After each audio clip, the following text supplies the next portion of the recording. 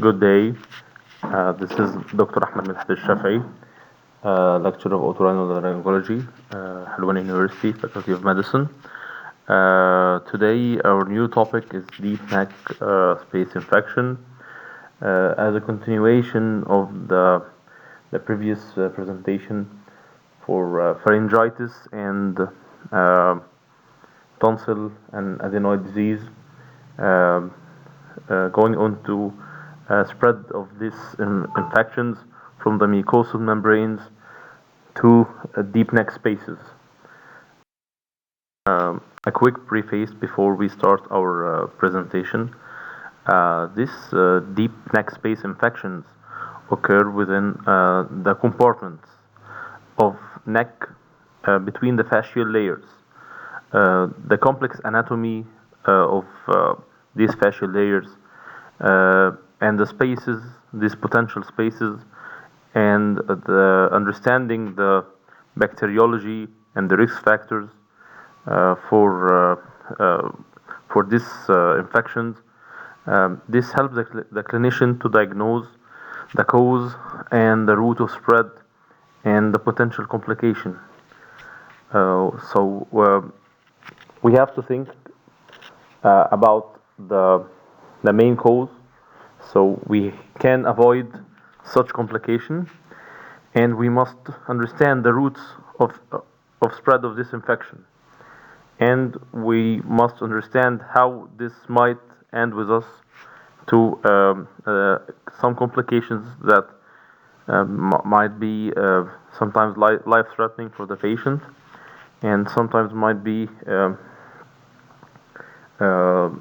limiting his quality of life. The commonest cause, acute tonsillitis, some impacted foreign bodies, dental infections. This goes for a large number of patients, and sometimes the etiology is unknown. Other etiologies like salivary gland infections, sialadenitis, and sometimes impaction with stones in this salivary gland, which lead to infection, which lead to suppuration, and sometimes infection of the related lymph nodes could be the start of these infections.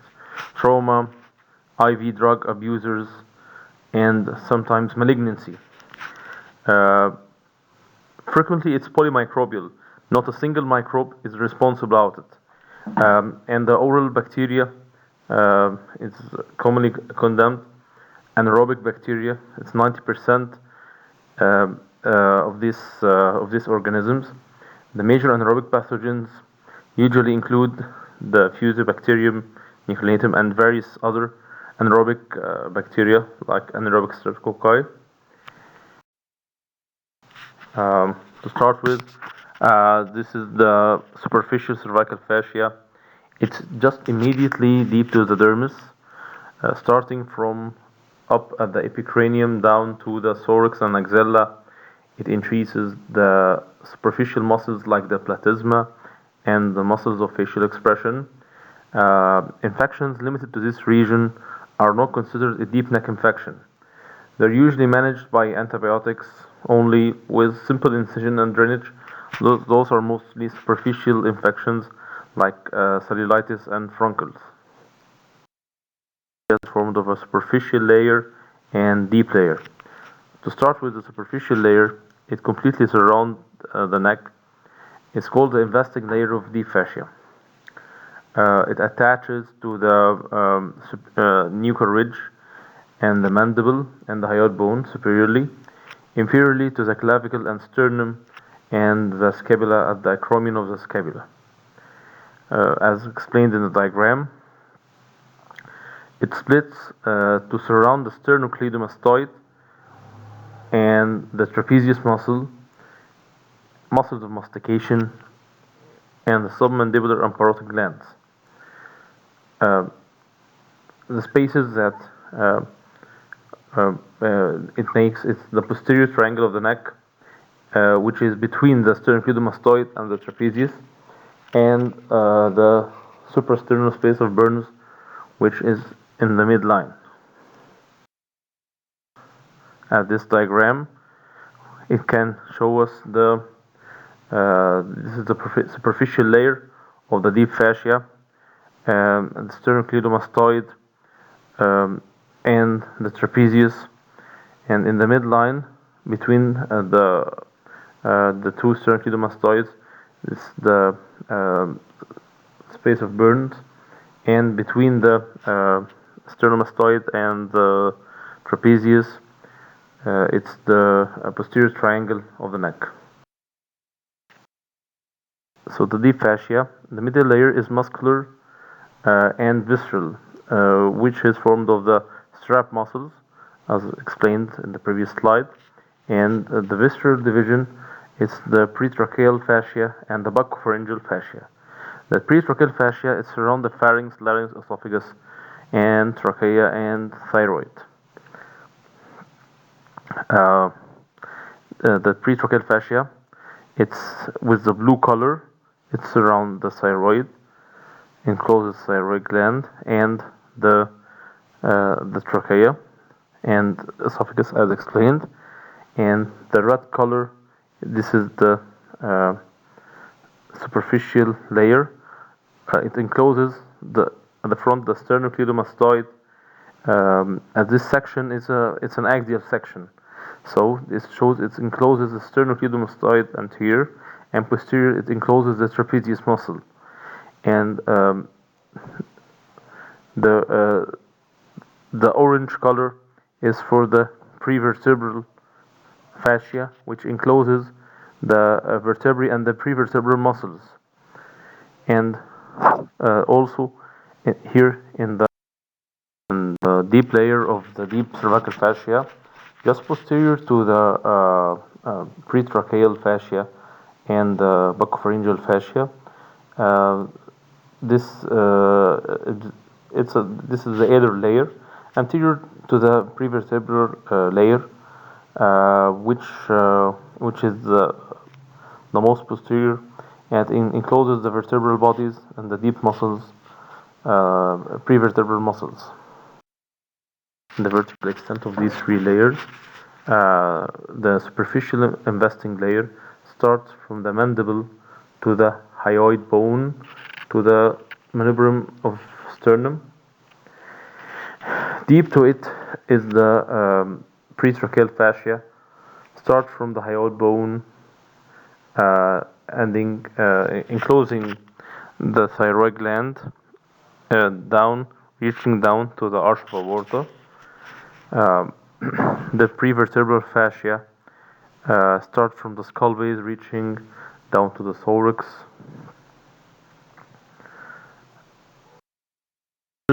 This diagram is an axial diagram showing some of the important nervous content. Mostly the recurrent laryngeal nerve, with a branch of the vagus nerve. It's present between at the tracheoesophageal junction. It's sometimes related to the pretracheal fascia. With this transverse section, trying to make sure that you understand the different compartments of a sagittal section of the neck, especially how the deep cervical fascia can divide the neck into different compartments. Another transverse section from anterior, the superficial layer, the pretracheal layer, and the carotid sheath, and the prevertebral fascia, and the investing layer. The carotid sheath is formed of all three layers of deep fascia. It contains the carotid artery, internal jugular vein, and the vagus nerve.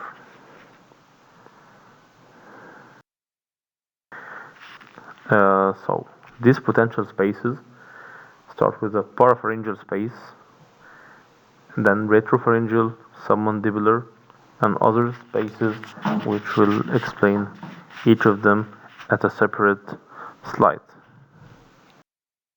Superficial space is the least importance, with superficial abscesses and cellulitis. In case of infection, it only contains areolar and fatty tissue and some minor vessels and superficial cutaneous nerve, and also it surrounds the platysma. It's easily treated with drainage by just a simple incision and antibiotics, systemic and local.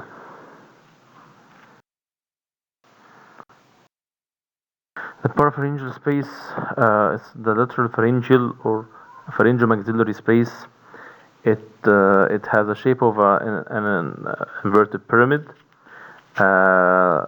Lateral to the visceral fascia, it starts from the skull base down to the level of the hyoid bone. So the superior limits is the skull base, inferior is the hyoid bone. Anterior there is a pterygomandibular raphe. Posterior is the perivertebral space. Medial is the buccopharyngeal fascia, and lateral is the superficial layer of the fascia. It contains carotid sheath contents with lymphatics and cranial nerves,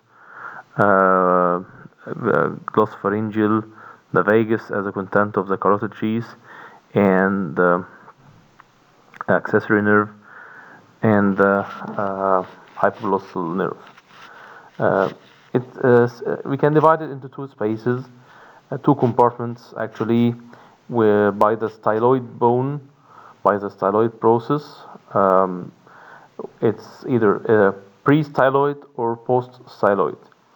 The pre-styloid is less important. It contains only fat and connective tissue, with the most important contents in the posterior compartment, which contains the cranial nerves and the carotid sheath. So in this diagram, we can explain it on the next one better. This is an inverted pyramid with a skull base as the base of the pyramid, and the hyoid bone is the top of the pyramid. Medial and lateral content as discussed earlier. So the medial content, superior constrictors and the tonsil and soft palate, and the lateral content is the pterygoid plates, parotid gland, the deep lobe, and the mandible. So this scan for the neck at the level of the hard palate shows the this is the on the left side with the white arrow showing this parapharyngeal space. The content, the coloration by the black color is fat. So the fat on this CT scan, it's colored black, and the white structure next to the arrow is the styloid process, which split the space into pre and post styloid, with the post styloid the most important. And the diagram number A shows a collection with the white arrow, a collection at this parapharyngeal space, shifting the oropharyngeal cavity to the opposite side, shifting the midline to the opposite side. It might encroach over the airway, causing dyspnea and stridor, and also dysphagia and trismus. So this axial cut shows the anatomy and the pathology. Also the retropharyngeal space, which lies between the visceral layer, the visceral fascial layer, and the alar layer of the deep fascia, so between the middle and third layer of the fascia. It's from the skull base down to the posterior mediastinum to the level of the thoracic spine T1, T2. This diagram is a sagittal diagram, shows the retropharyngeal space reaching the level of the thoracic spine T1, T2, and deep to it is the prevertebral space that's in the green color and the retropharyngeal space in the orange color. This dangerous space, its anterior border is the alar layer of the fascia. Posteriorly is the prevertebral fascia and extends from skull base to diaphragm. Vertebral space anteriorly is the prevertebral fascia. Posteriorly is the vertebral bodies and the prevertebral muscles. It extends the whole length of the vertebral column. So the vascular carotid sheath can be involved as any other space by a direct spread of infection to this space. The submandibular space is divided by the mylohyoid muscle into sublingual and submylohyoid space. The sublingual space, which is more superior, it contains the sublingual gland and the draining duct. It's the Varton duct with the two nerves, the lingual and hypoglossal nerve, and the submylohyoid contains the digastric muscle, anterior belly, and the submandibular gland. Anteriorly there is a mandible, superiorly is the oral cavity mucosa, and inferior it's the superficial layer of the fascia, and the hyoid bone is posteriorly. As it can appear in this sagittal section, the hyoid bone, it's the posterior boundary, superiorly is the oral cavity mucosa, and the mandible is anterior. Another deep diagram shows how the mylohyoid muscle splits between the two glands, sublingual and submandibular, as it shows the two compartments of the submandibular space. On this diagram, we're trying to trace the masticator and temporal space. Parotid space, which is a more superficial space, the capsule of the parotid gland, it has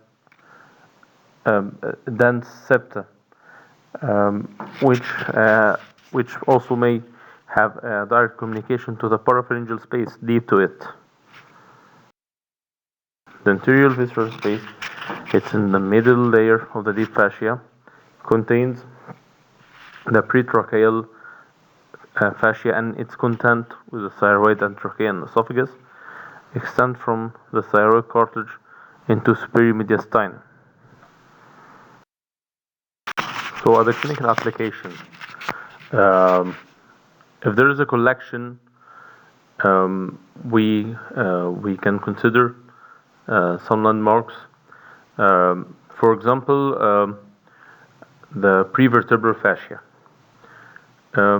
If it's a collection in front of the prevertebral fascia, we consider the acute retropharyngeal abscess. This will forward push the paramedian plane and will extend inferiorly to the posterior mediastinum. If it's behind this prevertebral fascia, as a chronic retropharyngeal abscess, as mostly it's TB extending to the cervical vertebra and leading to formation of cold abscess.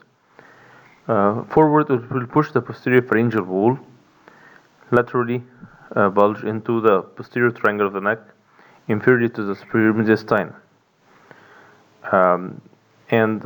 If it's in front of the pretracheal fascia, it will bulge into just the suprasternal area and it extends to the anterior mediastinum.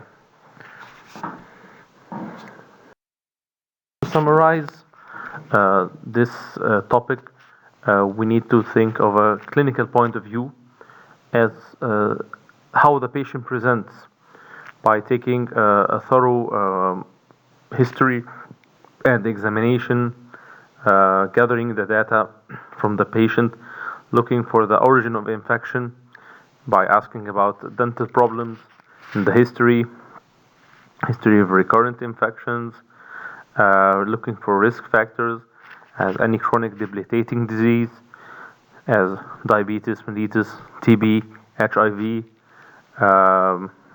Also, some signs might determine and make us reach almost a close diagnosis by examining the oral cavity, by examining the neck. Sometimes we have even pus discharging. We can swap this discharge, or sometimes if it's superficial or have a superficial connection, we can use the tip of a syringe to take this sample for microbiological study, to culture for reaching the responsible organism, and also for antibiotic sensitivity test, especially doing this before receiving any empiric antibiotic treatment for better results. And the imaging can delineate and demark which spaces do this infection spread. Sometimes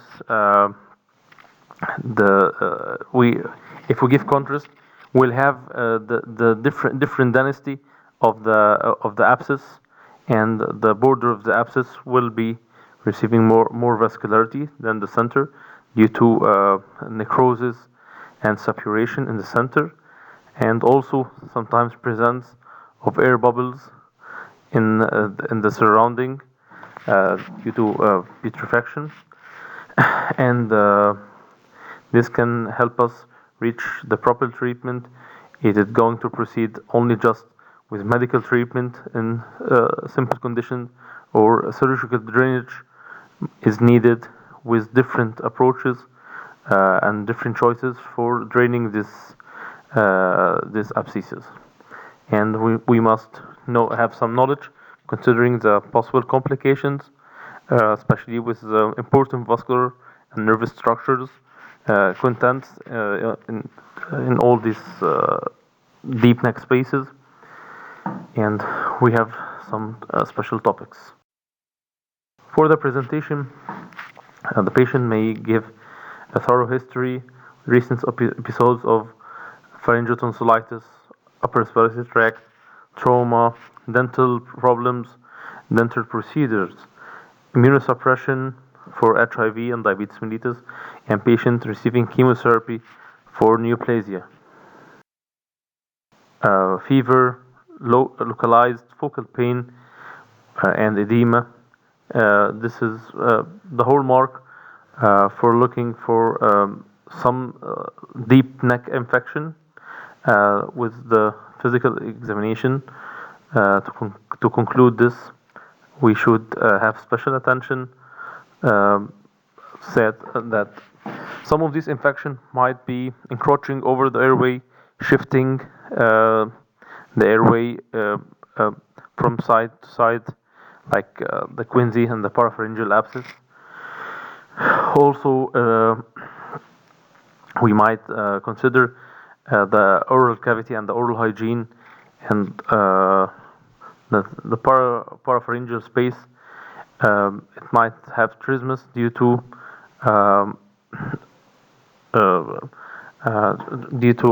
its collection around the pterygoids muscle, and also this medial displacement of the lateral pharyngeal wall. Presentation. Also, we can find Horner syndrome and vocal fold paralysis as the carotid sheath involvement with the recurrent laryngeal nerve injury and irritation and injury, and the sympathetic chain will lead to Horner syndrome with ptosis, meiosis, and hydrosis. uh, and the extent of the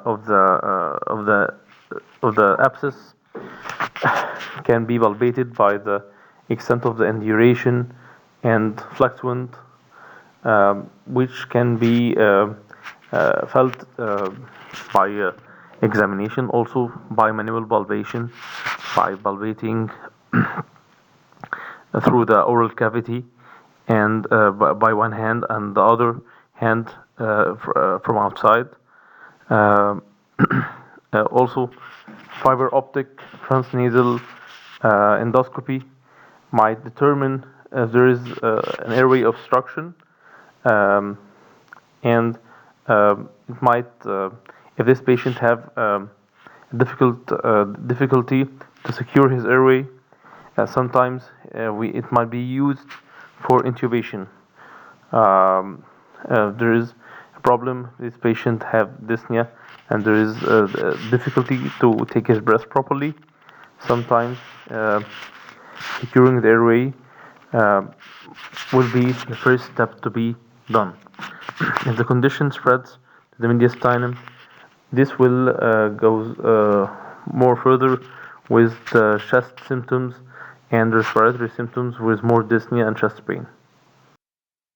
The peritonsal space, the quinsy, will have the constitutional symptoms of fever and malaise, and dysphagia or dynophagia, and the hot potato voice, muffled voice, with trismus due to irritation to the pterygoids, and bulging of the tonsils and the space superior to the tonsillar pole, and bulging of the soft palate, and deviation of the uvula to the opposite side, with severe referred ear pain due to irritation of the glossopharyngeal nerve, and halitosis, very bad odor of the breath, and drooling of saliva.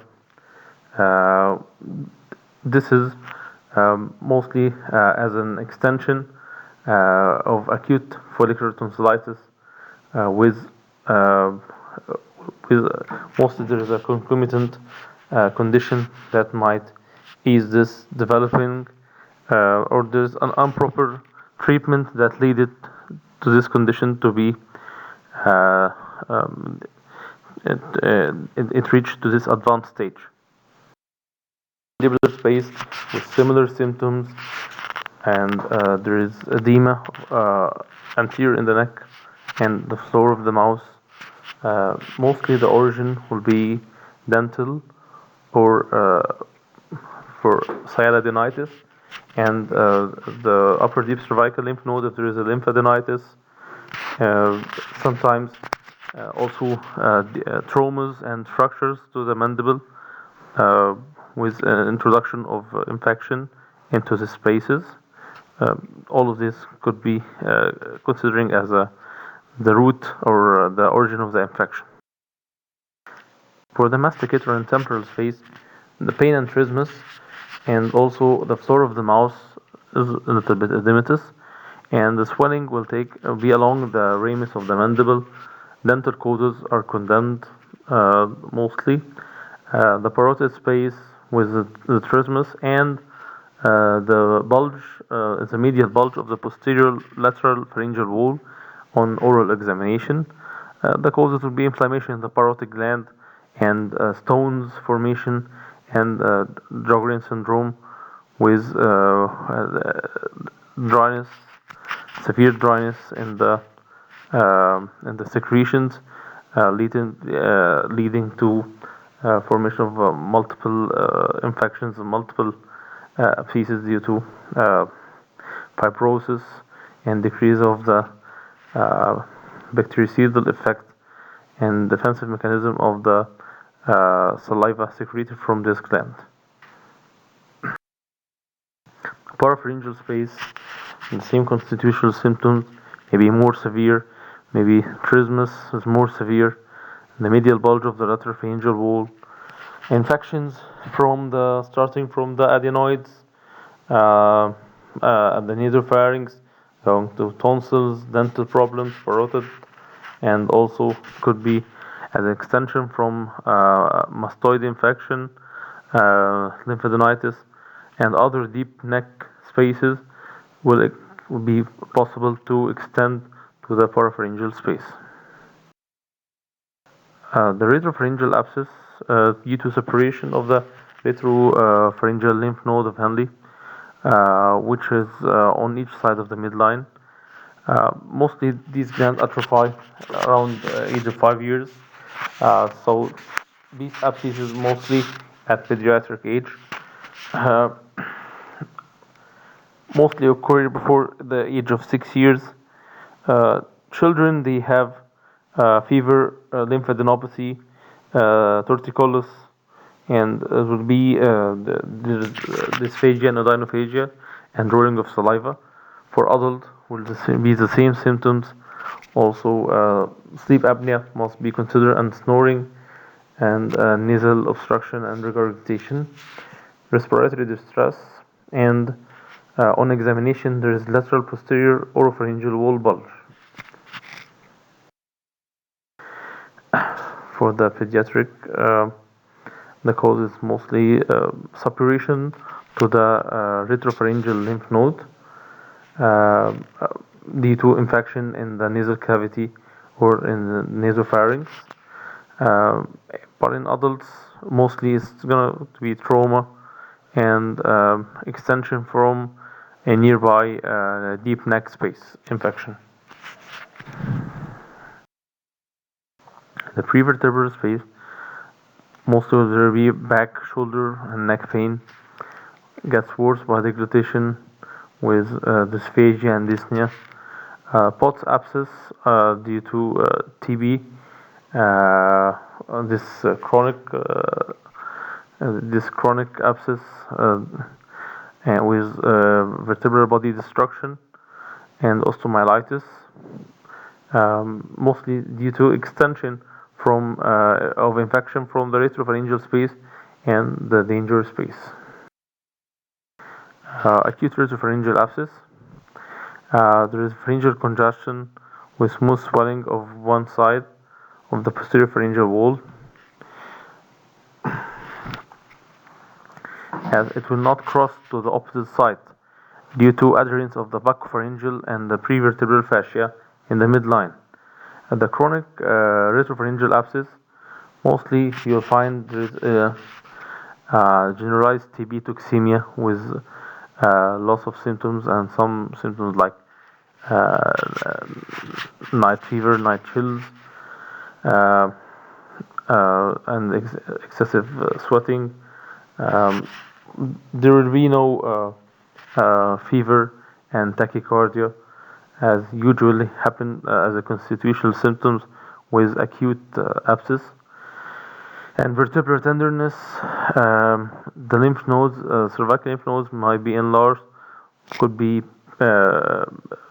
and also painless, as with the acute retropharyngeal abscess it will be painful due to lymphadenitis, but with chronic TB lymphadenitis it will be enlarged sometimes. There will be TB lymphadenitis, will be enlargement and formation of caseous material inside it, but it will be not with severe infection and inflammation. Also, a midline cystic swelling on the posterior pharyngeal wall, dysphagia, painful neck movement, and calcification of these tuberculous lymph nodes, and vertebral body destruction is a cardinal sign on radiology. Vascular space, which is the carotid space, will find the induration and tenderness over the sternocleidomastoid, which is just superficial to this space, torticollis towards the opposite side, fever and sepsis, and usually this is for the intravenous drug abusers and as an extension from other deep spaces. The anterior visceral space, where there will be hoarseness, dyspnea, odynophagia, erythema, and edema of the hypopharynx, extending to the glottis and supraglottis. The edema will be anterior in the neck with superficial crepitus, mostly due to foreign body and extension from other infection. It's a superficial infection. Mostly it's a necrotizing cellulitis. Mostly in the submandibular compartment, but bilateral, in which abscess formation mostly post odontogenic infection or odontogenic procedures in about up to 80% of the cases. It's cellulitis. It's deep spreading with edema, limited to the submandibular space. There is no specific collection. Later on, collection might be formed, but it's mostly diffuse edema and swelling of the and this compartment, bilateral submandibular compartment. All the contents, the fascia muscles and connective tissue are involved, but the glands are spared. The direct spread rather than lymphatic spread is mostly the cause. So there's tenderness, firm swelling at the anterior neck. Mostly it's edema without fluctuance. Mostly if it's turned to be a collection of pus, and also the muffling whole potato voice, rolling of saliva, and up to there is a respiratory restriction up to reaching to a stridor as an emergency to deal with this condition. And this fasciitis is a superficial infection, but it's fulminant, and due to extensive necrosis of the dermis and the subdermis fat and connective tissue, there is extensive necrosis and spread along these fascial planes. There is very high mortality. Mostly it's polymicrobial in immunocompromised patient. Patient also we have dental risks. This is a fatal condition that need urgent intervention. On examining a patient with necrotizing cervical fasciitis, this patient is often lead to be severely ill with high fever. There is a crepitus due to gas formation in the soft tissue. This is a reliable hallmark for this diagnosis. The overlying skin will be tender edematous and erythematous. The erythema with necrotizing fasciitis is flat, and the transition to adjacent normal skin is indistinct. As necrosis progresses, the skin becomes pale and anesthetic and dusky. For this necrotizing fasciitis, this life-threatening condition, all patients with this infection should be monitored in intensive care. Respiratory failure and extensive infections and pericardial tamponade, DIC, and other life-threatening potential complications up to death due to sepsis and multi-organ failure and hemodynamic failure and collapse. Considering investigation for this patient, our routine hematological tests for a complete blood count, examining the white cell count, and also as a marker of an inflammation, we use the erythrocyte sedimentation rate. By culturing and looking for the most sensitive antibiotic, we use the discharging pus from this patient to look for the which group we're going to deal with. Predominantly it's anaerobic, could be mixed, but also we can culture the oral flora as it's a present organism in the oral cavity, could be falsely cultured. Mostly infection is polymicrobial, and there is major resistance, and there is reports of incident of some methicillin resistant Staph aureus, which we call it the MRSA infection, which is very resistant to different antibiotics regimens used. The use of X-ray could be still of use, although this is a primitive investigation. But this lateral view can help us evaluate the retropharyngeal space in the posterior wall of the hypopharynx. Sometimes in this plain films, soft tissue and loss of normal cervical rhabdoides can be found. For better results, we advise to do a high resolution CT, and the use of contrast will be of better use. For imaging, also a chest radiograph might help by extending the cuts of the high resolution CT, reaching to the upper mediastinum. Also, if suspecting dental origin of the infection, sometimes dental radiography might determine the condition with the aid of a dentist to treat this condition. The high resolution ultrasound, it has the diagnostic feature with low density mass with air visible in the center. There is surrounding edema. Its advantage is it's easy, portable, avoids radiation, but it's not effective to determine the extent and inferior and deep extension of the infection. It can be used as a good procedure to follow up the patient, and sometimes if there is image guided aspiration of the pus content under guidance of ultrasound. High resolution CT contrast in Hus CT has shown to be sensitive distinction superficial cellulitis from deep abscess. There is a mass with air fluid interference, cystic multiloculated, and the contrast makes a ring enhancement at the periphery, and there is a hypodensity in the center of this cyst. MRI, it has many advantages, but it has no risk of radiation, safer, but it's more expensive and takes longer time and needs a cooperative patient and not available in all centers.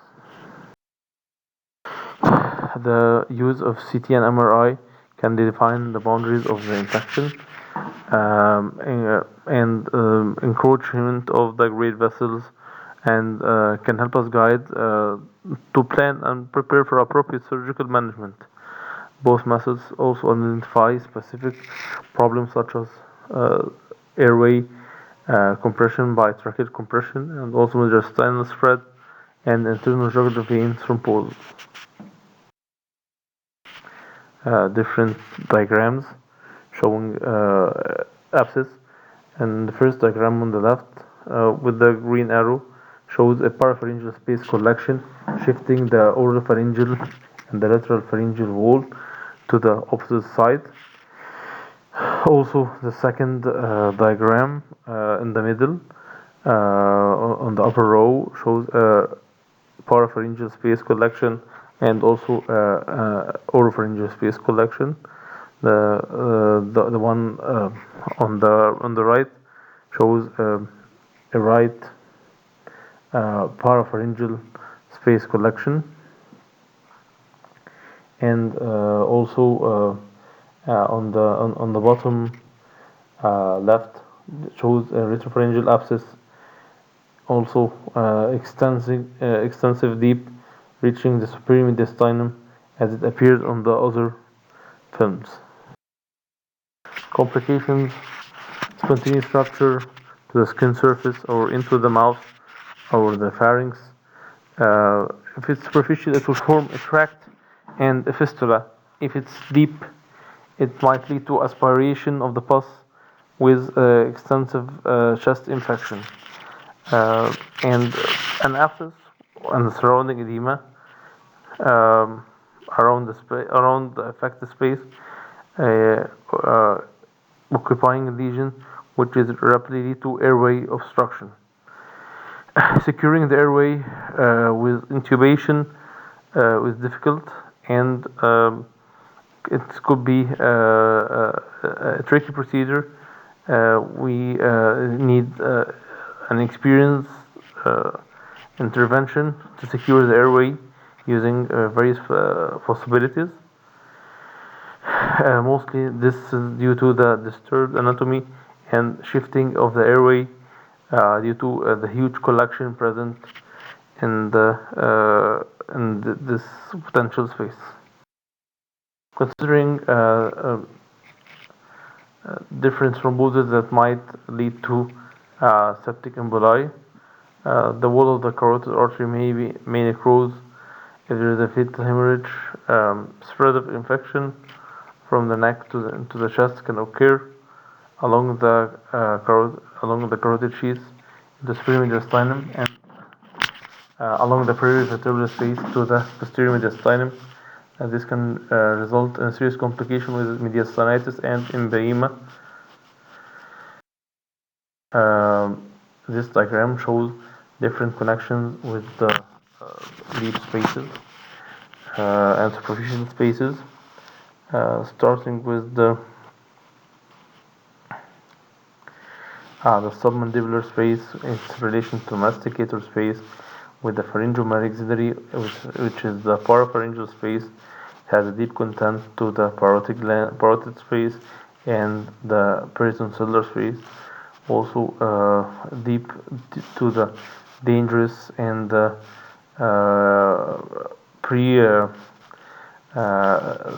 the prevertebral space, reaching to the mediastinum.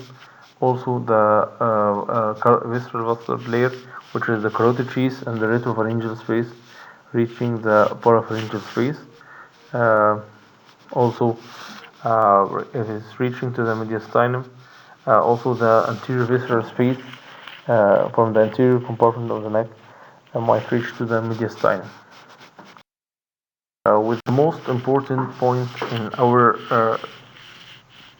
treatment plan is to ensure a secure airway.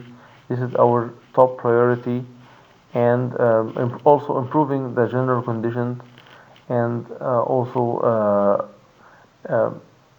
preparing to secure the airway with choices in endotracheal intubation needs a skilled anesthetist, and he can face many difficulties. The use of fiber optic endoscopy as a guide for intubation is a good option.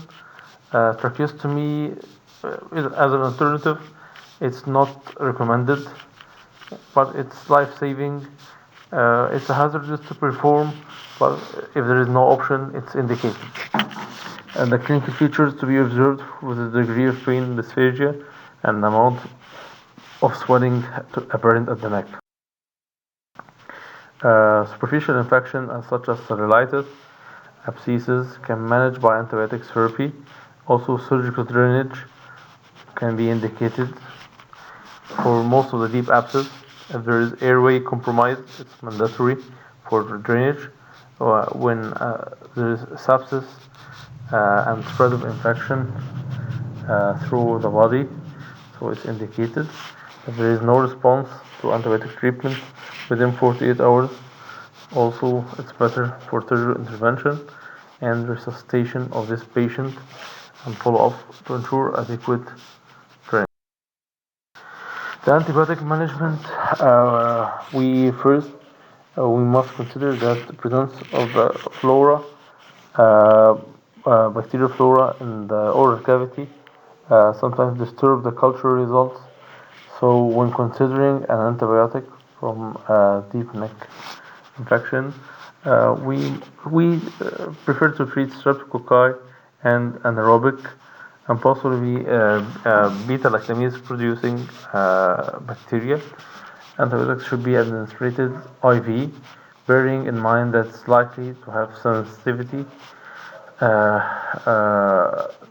the responsible organism to this antibiotic until the specimen is cultured. So empiric broad-spectrum antibiotics must be prescribed. At the first line of treatment, there is ampicillin sulbactam in addition to clindamycin and cephalosporins are appropriate to be administered together. Also, the addition of metronidazole could be helpful for anaerobic infection. In case of penicillin allergy, with the use of ciprofloxacillin, quinolones, and clindamycin is a good alternative.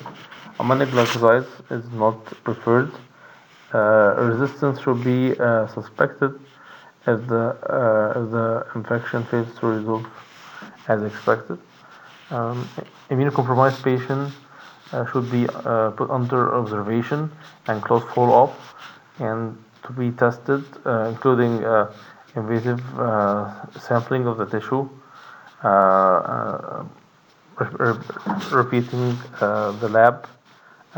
Definitive therapy is determined by antibiotic sensitivity of the organism cultured from material obtained from aspiration or surgical drainage, and traditionally IV antibiotics continued until the patient remained febrile for 48 hours.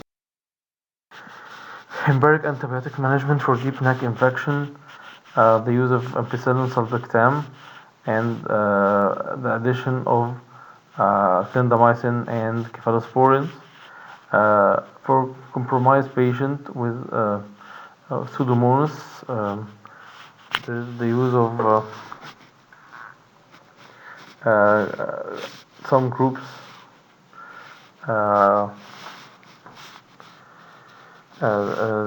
related to penicillin. Also, if there is allergy, we reach to clindamycin, which is a microlide, and ciprofloxacillin, which is a quinolone, and cephalosporins. This is for compromised patients or patients with pseudomonas. For Staphylococcus aureus, we add vancomycin. For necrotizing cervical fasciitis, so it's the third generation cephalosporin and clindamycin and metronidazole to secure the anaerobic infection. Surgical treatment, decision of cervical drainage requires careful clinical judgment. Many infections have seen at this stage of cellulitis. Some have been successfully treated by CT ultrasound guided needle aspiration alone. Using the CT and ultrasound as a guide to introduce our needle to the specific to the center of this swelling, so we can successfully withdraw this pus content using a syringe, a wide bore syringe. Also, if the history is short and the patient is healthy and well, then at least 24 hours of antibiotic therapy should be administered before surgical drainage is considered. If persistent temperature as leukocytosis, tachycardia, we suggest abscess formation. These constitutional symptoms present with any similar condition. Failure to respond to antibiotics alone is a medication is an indication for drainage. Patient should also be followed up with serial radiography for comparison of improvement and anticipation. There is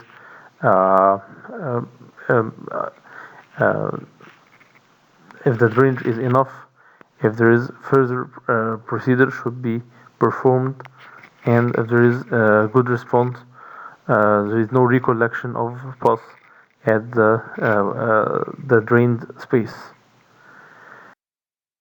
Surgical approaches without reaching different details. with the submandibular and submental incisions in front of the sternocleidomastoid and posterior to the sternocleidomastoid.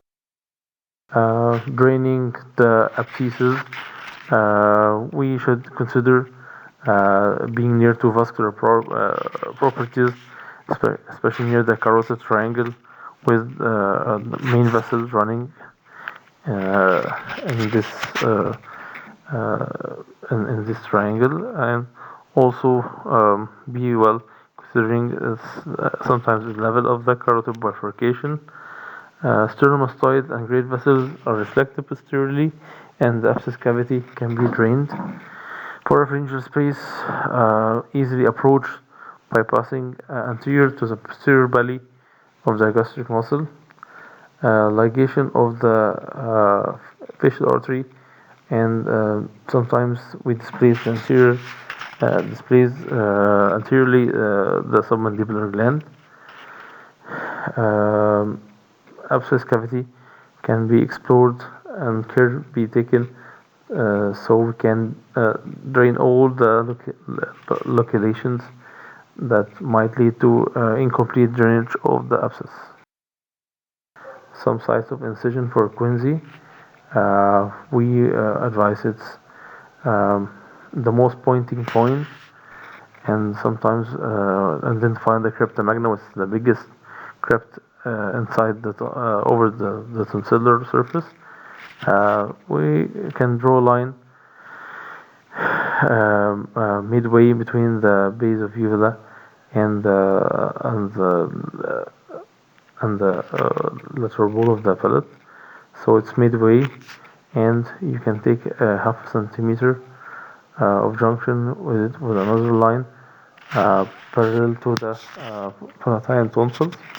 It's a good size for drainage.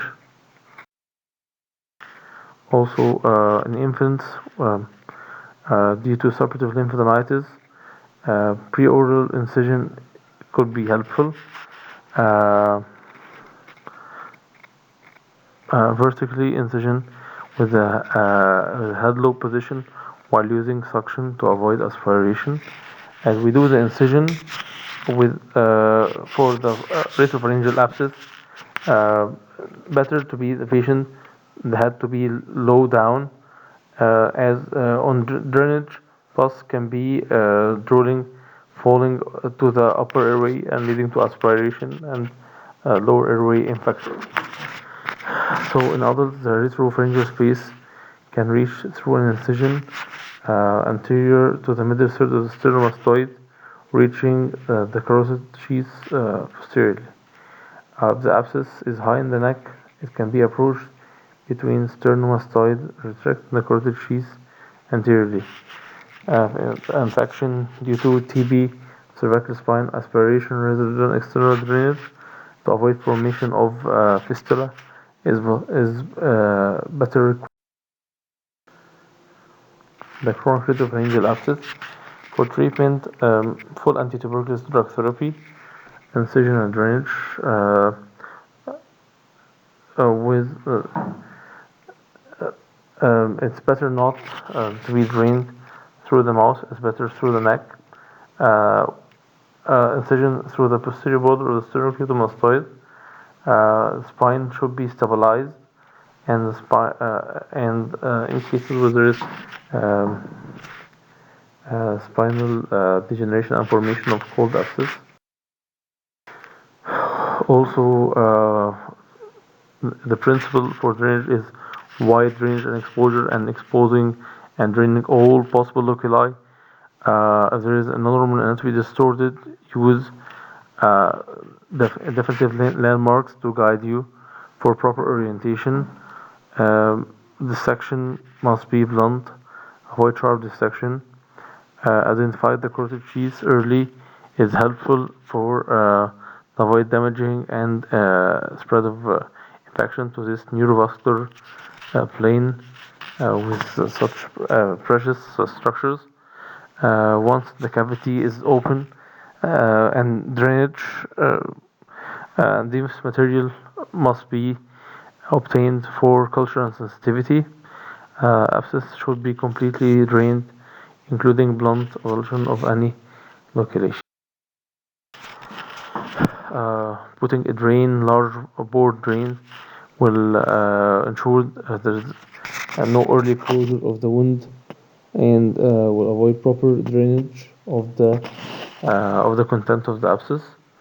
And we can pack it with a the pack soaked in antimicrobial drugs, uh, allowing to close for secondary or tertiary intention for healing, which takes some time but need to be infection free.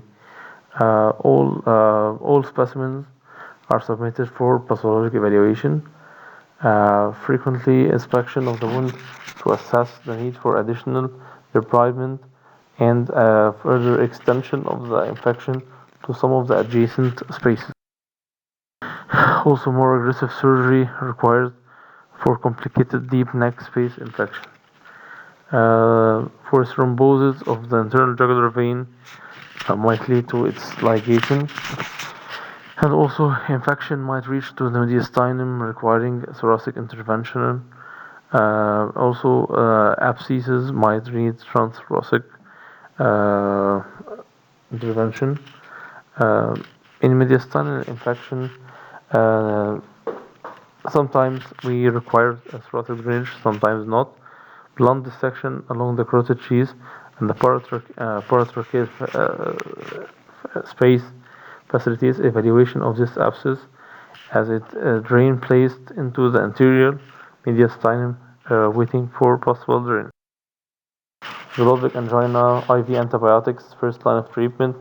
As the infection fails to respond, pus can be demonstrated easily, then the space should be explored surgically. This approach for this infection reach for the stylohyoid space, so it must be best drained and debrided via an external approach, horizontal submental incision above the hyoid bone, as shown in the diagram. Sometimes straw colored oxalate rather than true abscesses fluid easily release. The condition can progress up to a respiratory obstruction, and urgent tracheostomy might be needed. For necrotizing fasciitis, empiric combined broad spectrum IV antibiotics for third generation cephalosporin, clindamycin, metronidazole initiated as soon as possible. Early surgery is mandatory for necrotizing fasciitis. Also, airway control with controstomy is always indicated at the time of initial debridement. Relatively benign superficial findings often will be extensive underlying soft tissue necrosis, and the subcutaneous tissue will be edematous, and the fat will be liquefied and will be devitalized, and the superficial wound should be left open for care and packed with antimicrobial gauzes. Daily debridement is indicated until the wound stabilizes. Hyperbaric oxygen therapy is very useful, has been proved as an adjunctive for management for this necrotizing fasciitis condition. High tissue oxygen tension inhibits growth of antimicrobial drugs and toxic to this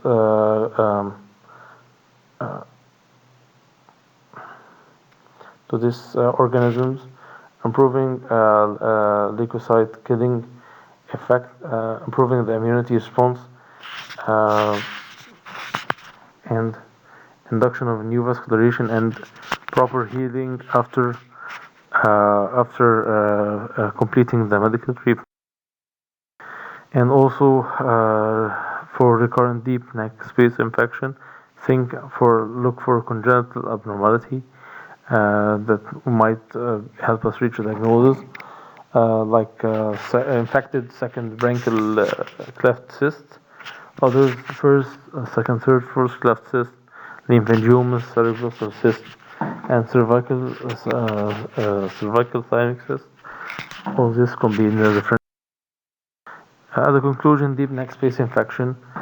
It's an emergency, requires securing the airway by hospital admission and under proper clinical attention, securing the airway and immediate systemic antibiotic treatment. And surgical drainage is often required to prevent occurrence of a life-threatening. Good luck and thanks a lot.